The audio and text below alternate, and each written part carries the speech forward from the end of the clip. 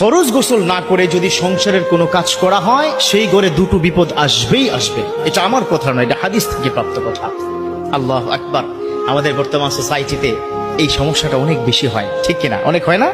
ফরজ গোসল করে না, অথচ জানে না যে ফরজ গোসল না করে যদি কোনো বান্দা মারা যায় তাহলে তার জান্নাত এবং জাহান্নামের মধ্যবর্তী জায়গায় ঝুলে পড়ে। নাউজুবিল্লাহ। আমার এক বোন চোখের পানি ছেড়ে দিয়ে মোবাইলে আমার সাথে কান্না, হুজুর কি আর বলবো, দুঃখের কথা, কষ্টের কথা, ভয়ের কথা, আমার স্বামী ফরজ গোসল ছাড়াই মারা গেছে। আহা, অর্থাৎ স্বামী স্ত্রী সঙ্গমের পরে সে গোসল করে নাই, ওই রাত্রিতেই ওই নাপাক অবস্থায় সে মারা গেছে। আমাকে জিজ্ঞাসা করে, হুজুর তিনি কি জান্নাতি নাকি জাহান্নামী? কত কঠিন কথা, স্ত্রী স্বামীর বিষয় কথা বলে।